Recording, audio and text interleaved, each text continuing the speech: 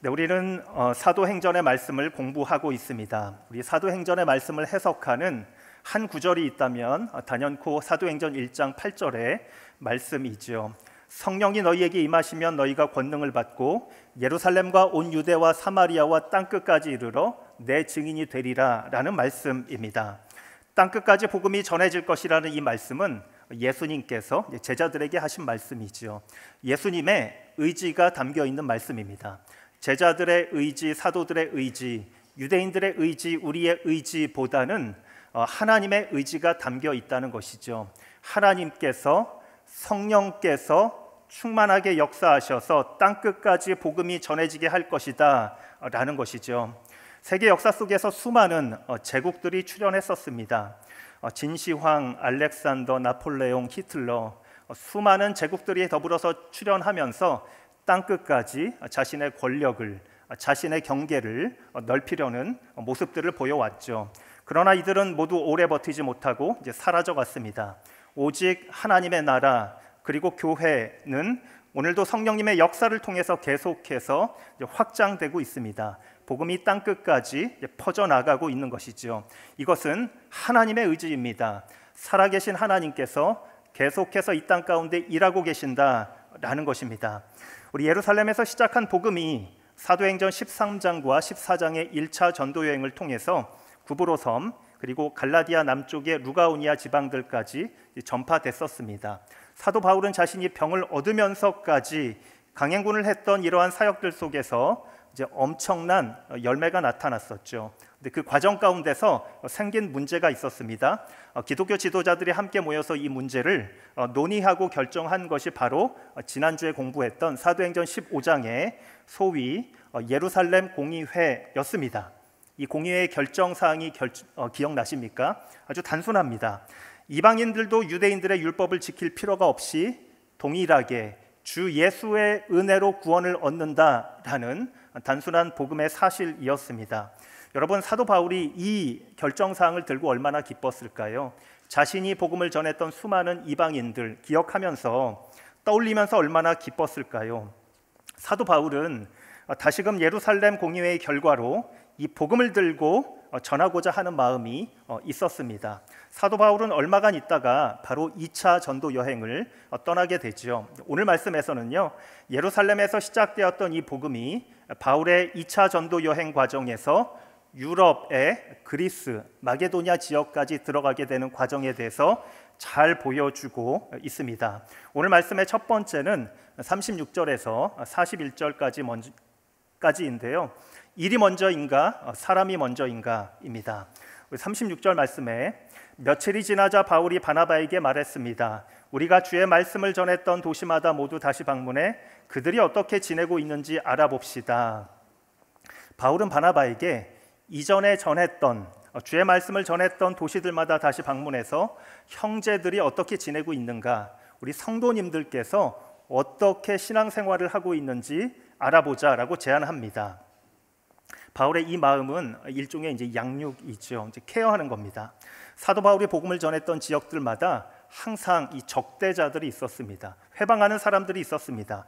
그들 중 상당수는 시기하는 유대인들이었죠. 그래서 이런 환경 가운데 있는 교회들을 걱정하여서 그들에게 다시금 나아가고픈 마음이 있었습니다.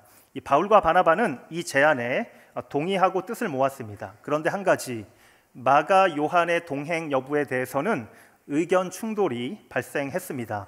37절과 38절 말씀 우리 함께 읽도록 하겠습니다. 시작. 바나바는 마가라고도 하는 요한을 함께 데리고 갈 생각이었지만 바울은 그를 데려가는 것이 현명한 처사가 아니라고 생각했습니다. 마가 요한은 전에 밤빌리아에서 그들을 떠나 그 사역의 끝까지 함께하지 않았기 때문입니다. 39절.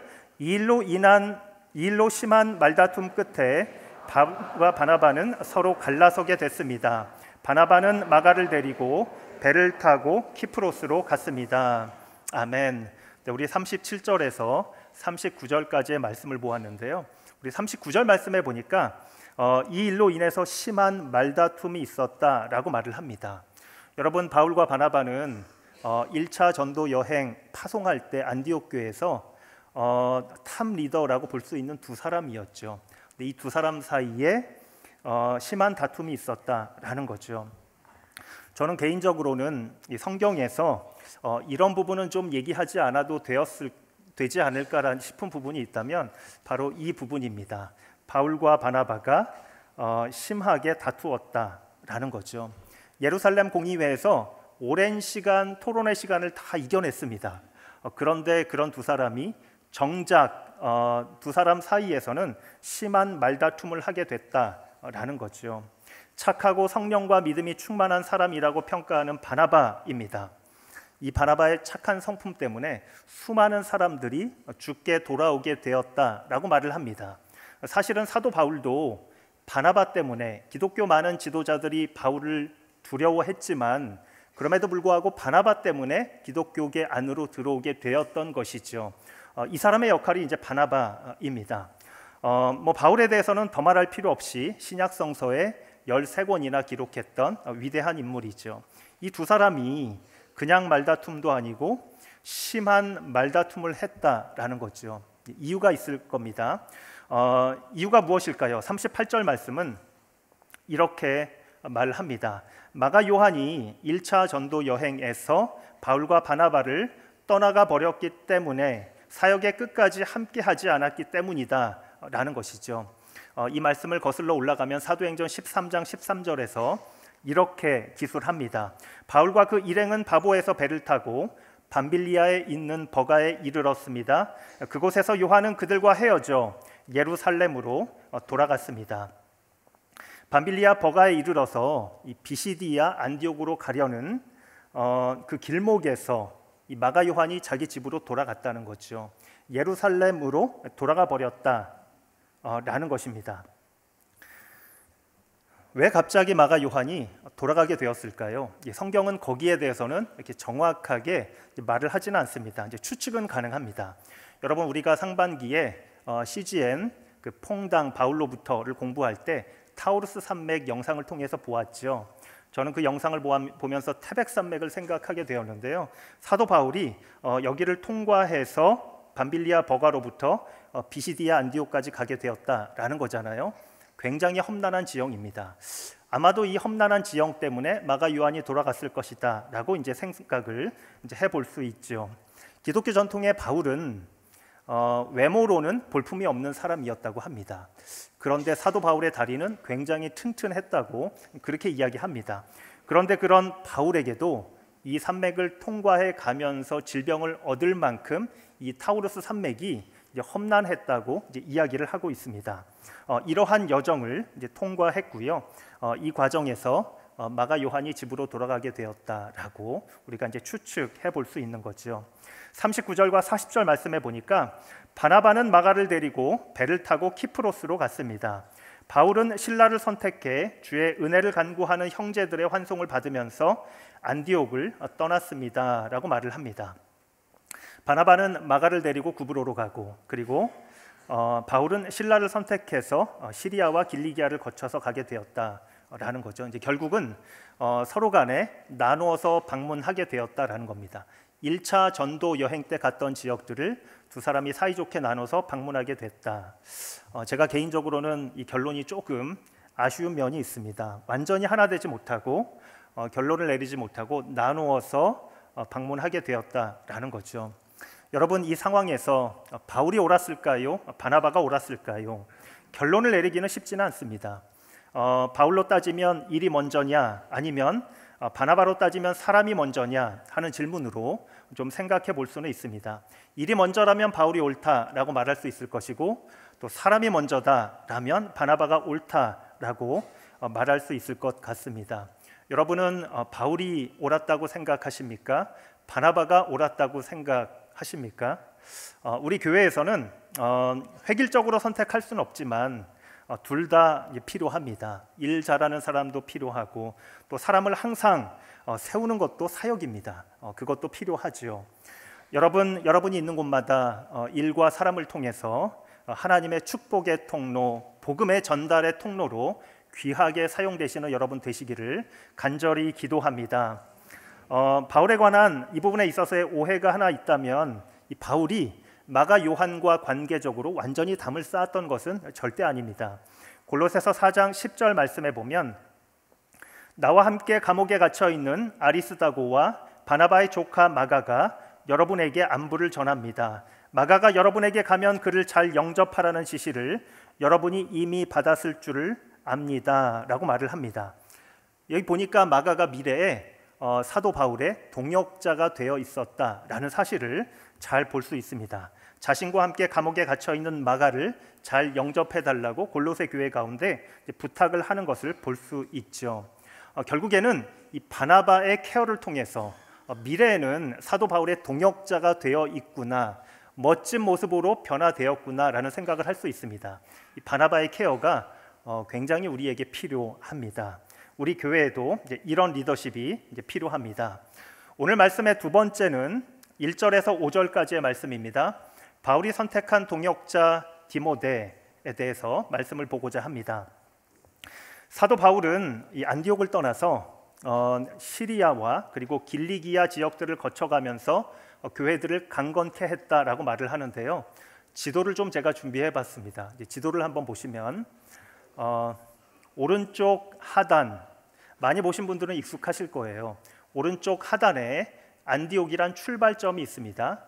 지나가면서 주황색 영역이 있고 녹색 영역이 있고 그리고 노란색 영역을 통과하게 됩니다. 주황색 영역이 바로 이제 길리기아 지역이라고 되어 있죠. 1차 전도 여행 때 방문했던 도시들이 있는 그 영역입니다. 마찬가지로 녹색 영역이 갈라디아 지역인데요. 그 지역도 1차 전도 여행 때 방문했던 지역들이 있어서 차례대로 이렇게 방문해 가는 것을 이제 볼 수 있습니다. 자, 1절 말씀에 보면 더베에 갔다가 루스드라로 가게 되었고 바울은 그곳에서 디모데라고 하는 제자를 만나게 됩니다. 자, 여러분, 사도 바울이 마가 요한을 데리고 가지 않겠다, 심한 말다툼까지 해놓고 정작 더베에 갔다 루스드라로 가게 되어서 거기서 만난 디모데는 선택해서 데리고 갑니다. 이 바울에게 디모데가 얼마나 좋은 사람 같아 보였으면 마가 요한을 버리고 간 사람이 디모데를 선택해서 갈까요? 빌립보서 2장 22절 말씀 보면 사도 바울은 2차 전도 여행, 3차 전도 여행을 다 마치고 난 뒤에 디모데를 이렇게 칭찬합니다. 여러분은 디모데의 연단을 알고 있습니다. 자녀가 아버지에게 하듯이 그는 복음을 위해 나를 섬겼습니다.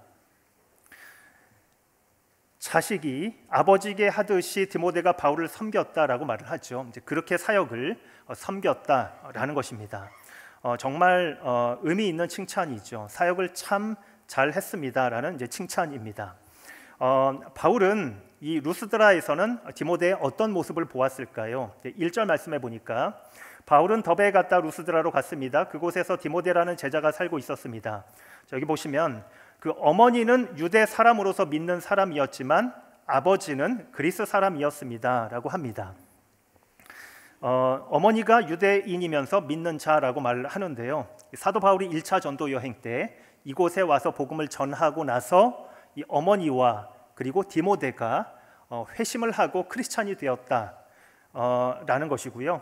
더불어서 디모데후서 1장 5절 말씀에 보면 이렇게 말합니다. 나는 내 안에 있는 거짓 없는 믿음을 기억한다. 그것은 먼저 내 외할머니 로이스와 어머니 유니게 안에 있던 것으로 지금 내 안에도 있는 줄을 내가 확신한다 라고 합니다. 거짓 없는 믿음이 디모데에게 있었다는 것이죠. 근데 그것이 어디에서 왔는가? 디모데 집안에서 내려온 부분이 있었다라는 겁니다. 디모데후서 3장 15절 말씀에 보면 어려서부터 디모데가 성경을 알고 있었다라고 말을 합니다. 다시 말씀드리면 디모데 집안은 유대인 집안으로서 어렸을 때부터 성경을 계속 공부하면서 자랐던 것이죠. 그리고 이러한 성경적 유산이 바로 외조모 때부터 시작되어서 내려오고 있었다라는 사실을 알게 됩니다. 지금의 디모데가 존재하는 데 큰 도움이 되었던 것이고요. 그리고 사도 바울의 복음을 듣고 회심하게 되었다라는 사실을 알 수 있습니다. 더 놀라운 사실은 2절 말씀인데요. 2절에 보면 디모데가 예수님을 영접한 이후에 루스드라와 이고니온에서 칭찬받는 사람으로 성장했다라고 말을 합니다. 디모데는 어려서부터 그리고 사도 바울을 만나서 그리고 그 이후에 이런 과정을 거치면서 영적으로 성장하게 되었다라는 것을 말하는 거죠. 흠잡을 데가 이제 없는 사람처럼 보입니다. 이런 디모데를 사도 바울은 데리고 가고 싶었던 것이죠.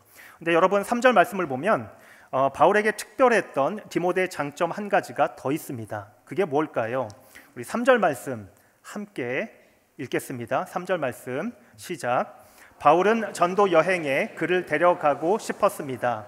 그래서 그 지역에 사는 유대 사람들 때문에 그에게 할례를 주었습니다. 그것은 그의 아버지가 그리스 사람이라는 사실을 그들 모두가 알고 있었기 때문입니다. 아멘. 바울이 사역자로서 이 디모데를 함께 데리고 가고 싶었는데요. 한 가지 문제가 보였습니다. 그게 뭐냐 하면 유대인 가정이었는데 할례를 받지 못했다라는 거죠. 디모데 법적 권리를 가진 사람이 아버지, 그 아버지가 그리스 사람, 그래서 할례를 받지 못했던 것이었죠. 이 부분은 흠결이 있는 것처럼 보입니다. 디모데가 앞으로 사역을 하는데 할례를 받지 않은 사람으로서 유대인에게 복음을 전할 때 온전치 않은 유대인으로 간주될 수 있다는 것이죠. 심지어는 이방인들에게 복음을 전한다 할지라도 주변에 항상 유대인들이 있는 경우가 많은데 그 유대인들이 방해를 할 수 있다, 문제를 키울 수 있다라는 것이죠. 이런 문제들을 바울이 예견을 했습니다. 그리고 디모데에게 이제 할례를 받게 하는 것이죠. 여러분, 이 디모데가 할례를 받게 되는 것, 디모데가 할례를 받는 것은요, 구원에 관련된 문제가 전혀 아닙니다. 사도 바울은 사도행전 15장에서 이미 전도여행 2차 전도여행을 출발하기 전에 예루살렘 공의회 결정 사항이 무엇인지를 잘 알고 있습니다. 율법을 지킴없이 예수 그리스도의 복음으로 동일하게 구원을 얻는다라는 이 결정 사항을 잘 알고 있었습니다. 이것을 디모데에게 구원의 조건으로 적용할 이유가 전혀 없던 것이죠. 이건 순전히 전략적으로 사역을 위해서 할례를 시켰던 것입니다. 바울의 동역자 중에서 디도라는 사람이 있죠. 이 디도는 이방인이었습니다. 바울은 이 디도에게는 할례를 하도록 하지 않았습니다. 그냥 그 모습 그대로 사역하도록 이제 했던 것이죠. 바울은 이 디모데에게 구원의 조건으로서가 아니라 사역을 위해서 전략적 목적으로 할례를 받게 했다는 것을 우리가 잘 알게 됩니다. 여러분, 우리는 자주 은혜를 누려가는 습관들을, 좋은 습관들을 때로는 율법으로 바꾸어서 지키는데 은사가 있는 사람들인 것처럼 보이기도 합니다. 모든 사람들이 그런 습성이 있죠.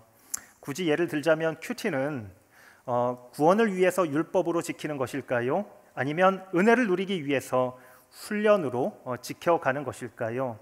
이 은혜를 누리는 습관들이, 좋은 습관들이 율법이 되는 순간 하나님께서 자리 잡을 영역이 사라지고 만다라는 것을 우리의 삶을 통해서 잘 알게 됩니다. 우리 복음주의 작가인 리처드 포스터 목사님께서 이런 말씀을 하셨습니다. 영성 생활에서 규칙도 좋고 훈련도 좋은데 이 규칙 자체를 율법화하거나 규칙 자체가 목적이 되거나 하나님께 나가는 대신에 규칙을 잘 지켰다는 것으로 하나님께 만족을 드렸다고 생각하는 것은 이 영적인 여행을 의미 없이 만드는 것이다 라고 이제 말씀하셨습니다. 여러분, 이제 현대에 와서 많은 사람들이 영성이 좋다라는 말을 하는데 이 말은 유연성이 있다라는 말이 되기도 합니다. 융통성이 있고 또 유연성이 있다라는 거죠.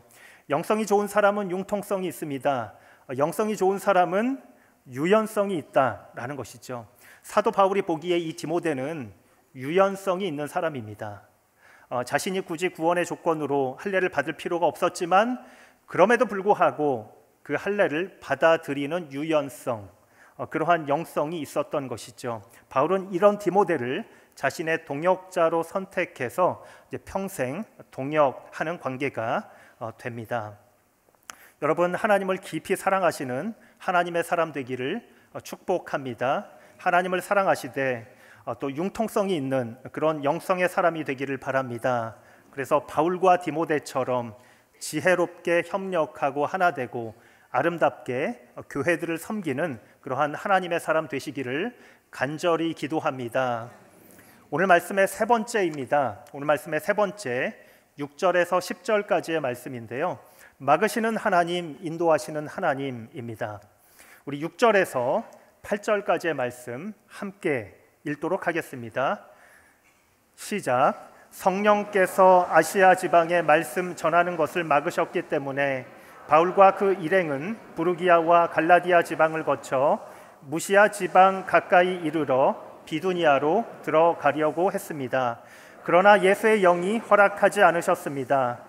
그래서 그들은 무시아를 지나 드로아로 내려가게 됐습니다. 아멘. 6절 말씀해 보니까요, 이 바울과 동역자들이 아시아로 가서 말씀을 전하려 했으나 성령께서 막으셨다라고 합니다. 지도를 다시 한 번만 좀 보여주시면 감사하겠습니다. 지도를 보시면 아시아 지방이 확인이 되세요? 네, 오른쪽 밑에서 출발해서 거의 일직선으로 앞으로 나아갔죠. 녹색 영역을 지나서 노란색에서 아시아 지방, 그 중간쯤에 에베소가 있습니다. 아마도 에베소로 가려고 했을지 모르겠습니다. 이 아시아 지방이 사도 바울의 마음에 항상 있었던 것이죠. 지금은 길이 막혔습니다. 나중에 돌아올 때 아시아를 들리고, 그리고 나중에 3차 전도 여행 때 사도 바울은 이 에베소를 가게 되어서 이 에베소에서 두란노 서원을 설립하면서까지 사역을 하면서 2년 9개월이란 시간 동안 이 에베소에서 아시아 지방에서 사역했다라는 것을 알게 됩니다. 지금 아무튼 다시 한번 보면 아시아로 가서 말씀을 전하려 했습니다. 직진해서 계속해서 아시아의 중심지로 가려고 노력했죠. 그런데 성령께서 막으신다라는 거죠. 그래서 결국 마게도냐 지방으로 가게 되는 여정이 6절에서 10절까지 말씀에 나와 있습니다. 결국에는 하나님께서 아시아를 먼저 가려는 것을 막으시고 유럽으로 인도하셨다라는 거죠. 여러분, 사도 바울이 어떤 면에서는 마가 요한도 물리쳤습니다. 그리고 디모데를 선택해서 자신 있게 아시아로 나가려고 하는데 성령께서 막으셨다. 사도 바울의 다음 선택은 무엇일까요? 사도 바울은 이 앞쪽이 아니라 방향을 틀어서 오른쪽으로, 이 터키의 약간 북쪽으로 부르기아를 통해서 비두니아 지방으로 들어가려고 시도를 하게 되죠. 여러분, 이것은 어떤 면에서는 사도 바울의 융통성을 보여주기도 합니다. 곧 죽어도 지금 바로 아시아로 가야 된다라는 생각이 아니죠. 그러면 그게 또 율법이 될 수도 있는데요. 그게 아니라 방향을 좀 틀어서 다른 지역을 먼저 선정하는 그러한 유연성을 보여줍니다. 자, 그런데 그 다음이 또 문제이죠. 그 다음은 또 어떤 상황이 펼쳐지는가? 7절 말씀해 보면 비두니아로 들어가려는 바울을 이번에는 예수의 영이 허락지 아니하셨다라고 말을 합니다. 예수의 영이 이제 허락지 아니하셨다. 이마저도 하나님께서 허락하지 않으셨다라는 겁니다. 결국 사도 바울은 길이 인도하는 대로 가다가 유럽의 이제 맞은편 바닷가 있죠. 터키 쪽에 있는 드로아란 그 항구 도시로 내려가게 됩니다. 트로이를 기억하시죠? 트로이가 드로아에서 약 40km 정도 떨어져 있는 그러한 도시라고 합니다. 굉장히 가까운 지역이죠. 사도 바울은 이 드로아까지 내려가게 되고요. 여기서부터 이제 유럽으로 인도를 받게 됩니다. 그래서 복음이 드디어 최초로 유럽 땅에 상륙하게 되는 장면을 우리가 만나게 됩니다. 어떤 과정을 거쳤을까요? 9절과 10절 말씀해 보면 한밤중에 바울은 마게도냐 사람이 서서 마게도냐로 와서 우리를 도와주시오라고 간청하는 환상을 보았습니다. 바울이 이 환상을 본 후에 우리는 그들에게 복음을 전파하라고 하나님께서 부르셨다고 확신하고 즉시 마게도냐로 떠날 준비를 했습니다. 아멘. 여러분, 바울은 어떤 면에서는 지금까지 이렇게 오면서 하나님께서 나를 부정하고 있다라는 거절감이 있었을지 모르겠습니다.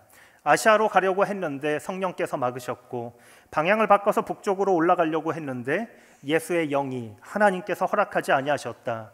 어떻게 하란 말인가 라는 생각을 할 수 있죠. 어떤 면에서는 유럽 맞은편 바닷가 도시 드로아까지 가게 된 것은 자신이 선택한 게 아니라 떠밀려서 거기까지 가게 되었다라는 것이죠. 그런데 그 땅에서 보니까 마게도냐 사람이 환상 가운데 와서 우리를 도와주시오라는 환상을 보게 되었고, 그것을 하나님의 인도하심으로 받아들이게 되었습니다. 여러분, 이 바울이 이 환상을 통해서 깨달음이 있었을 겁니다. 그동안에 내가 거절감을 느꼈던 수많은 것들, 그것은 사실 거절감이 아니라 하나님의 인도하심이구나 라는 생각을 하게 되었던 것이죠. 그 모든 이 부정적인 거절감이 다시금 해석이 되는 거죠. 이 모든 것들이 하나님의 인도하심이구나, 나를 이 땅으로 인도하시는 거구나 라는 깨달음이 있었을 것입니다. 여러분, 사도 바울이 어떻게 했다고 이야기합니까? 환상을 보았을 때, 이 드로아까지 갔을 때 사도 바울이 내가 이 바다 끝까지 몰려 있구나, 내가 나아갈 도시가 없구나, 나는 이제 전도 여행 접어두고 집으로 돌아가련다 라는 마음이 아니고요, 그 환상을 보았을 때 바다 끝에서 반대편 대륙에서 나를 부르는구나 라는 확신을 가지고 준비하고 있는 모습을, 그러한 사도 바울의 모습을 보게 됩니다. 여러분, 우리 인생길에서 자주 성도님들께서 기도 가운데 기도 제목 부탁하시고 나누시고 기도하시는데 그 기도가 잘 응답이 되지 않을 때가 있습니다. 기도해도 안 되고 이렇게 해도 안 되고 저렇게 해도 안 되는, 그래서 굉장히 곤란한 상황 가운데서 기도하시는 분들이 많으시죠. 그러나 우리 복잡다단한 인생길에서도 막히는 것이 아니구나, 방해받는 것이 아니구나, 그것이 바로 하나님의 새로운 인도하심이 있다라는 고백을 하게 되는 때가 있습니다. 여러분, 포기하지 마시고 계속해서 우리 기도를 들어주시는 하나님께 전심으로 나아가시면서 기도하시는 여러분들 되시기를 기도합니다. 우리 20세기 최고의 기독교 변증가인 C.S. 루이스란 사람이 있죠. 크리스찬이 되고 나서 일찌감치 고통에 대한 이런 이성적인 강연을 했다고 합니다. 하나님은 우리가 꼭 행복하기를 원하시지는 않는 것 같다. 사랑할 줄 알고 사랑받을 줄 아는 사람이 되길, 우리가 철들기를 바라신다. 우리를 사랑하시기에 고통을 선물로 주시는 것이다. 이 고통에 대한 굉장히 교과서적인 강연이고 관점이라고 볼 수 있습니다. 아주 이성적인 해석이라고 볼 수 있죠. 그런데 평생 독신으로 살던 C.S. 루이스가 늦은 나이에 조이라는 여인을 만나게 됩니다. 사랑에 빠졌죠. 근데 보니까 이 조이라는 여인은 루이스를 만나기 전부터 암을 앓고 있었습니다. 투병 중이었죠. 그럼에도 불구하고 루이스는 결혼을 했습니다. 그리고 몇 년간 행복하게 살아갈 수 있었다고 합니다. 하나님의 사랑을 굳게 믿었던 C.S. 루이스가 하나님께 간절히 기도를 하게 됐죠. 아내를 고쳐주시옵소서 계속 기도했습니다. 근데 결국 아내가 고통 가운데 죽어가는 모습을 지켜볼 수밖에 없었습니다. 하나님께서 우리를 사랑하시기에 고통을 선물로 주는 것이다 라고 강의를 했던 이 C.S. 루이스가 실제 자신의 삶 속에서 상실의 고통을 경험하게 되자 완전히 다른 사람이 되고 맙니다. 마치 무신론자가 된 것처럼 하나님을 원망하죠. 왜 하나님은 우리가 번성할 때는 사령관처럼 군림하시다가 환난의 때에는 이토록 우리에게 도움을 주는데 인색하신 것인가? 라는 질문을 던지며 하나님을 원망합니다. 그러나 C.S. 루이스는 결국에 큰 깨달음을 얻게 되지요. 아내에 대한 슬픔이 사실은 아내를 위한 것이 아니라 자신을 위한 이기적인 슬픔이었다고 고백하게 됩니다. 아무로 고생했던 아내의 고통에 비하면 자신의 고통은 별것 아닌데도 불구하고 자신의 고통만을 생각하며 더 깊이 아내 입장에서 헤아리지 못한 자신의 마음을 고백하게 되는 거죠. 결국 하나님에 대해서 모르는 것은 나 자신이구나, 하나님 쪽이 아니라 내 자신이 문제였구나 라는 고백을 하며 하나님께 더욱더 성숙한 모습으로 돌아오는 C.S. 루이스가 되었습니다. 여러분, 하나님 안에서 이런 경험을 했던 사람들이 한둘이 아니죠. 우리 17세기에 퀘이커의 창시자인 조지 폭스란 목사님은 자신의 고통을 이렇게 표현했습니다. 낮이 되면 나는 밤을 원했고 밤이 되면 나는 낮을 갈망했다.